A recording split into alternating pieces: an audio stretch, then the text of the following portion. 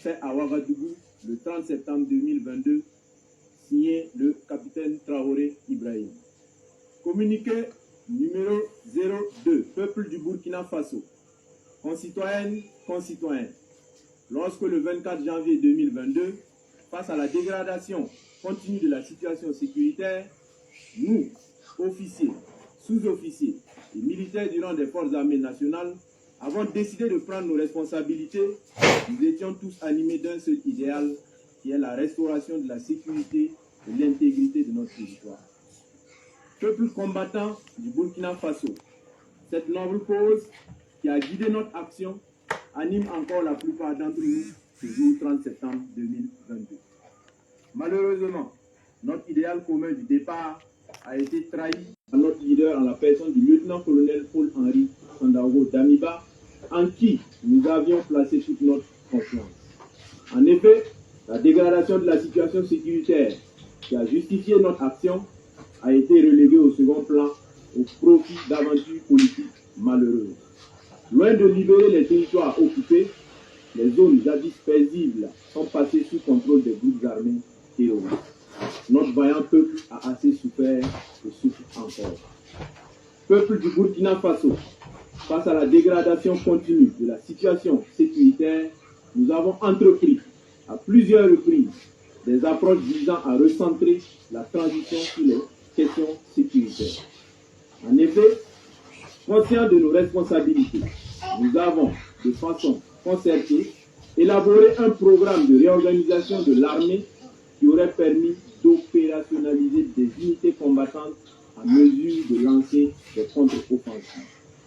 Rejetant cette proposition, le colonel Damiba a persisté avec l'articulation militaire qui a été à la base de l'échec du régime du président Roch Marc Christian Kaboré. Vaillant peuple du Burkina, les actions du lieutenant-colonel Damiba nous ont progressivement convaincus que ses ambitions s'écartent largement de notre idéal commun. Nous avons assisté à une restauration au forceps d'un ordre ancien par des actes de nature à remettre en cause l'indépendance de la justice et à créer des précédents graves. Les choix hasardeux du lieutenant-colonel Damiba ont progressivement affaibli notre système sécuritaire. Les lourdeurs administratives qui caractérisaient le régime déchu se sont aggravées sous la transition, compromettant ainsi des opérations à caractère stratégique.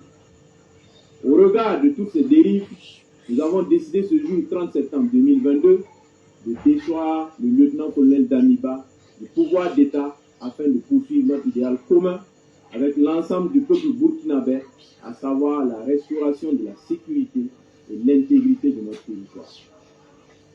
Chers concitoyennes et concitoyens, conscients de notre responsabilité historique, le MPSR engage par la présente l'ensemble des forces combattantes à se recentrer sur la question sécuritaire et au rétablissement de l'intégrité de notre territoire. La prise du pouvoir en ce moment traduit la ferme volonté du MPSR à une inclusion de toutes les couches sociales du Faso, sans distinction aucune dans la suite de la transition et dans notre lutte commune. Le MPSR rassure la communauté internationale que le Burkina Faso continuera de respecter ses engagements internationaux, notamment les droits humains. Nous invitons les vaillantes populations du Burkina Faso à vaquer à leurs occupations dans la tranquillité. Vive le Burkina Faso, la patrie ou la mort, nous vaincrons. Fait à Ouagadougou, le 30 septembre 2022, pour le MPSR, capitaine Traoré Ibrahim.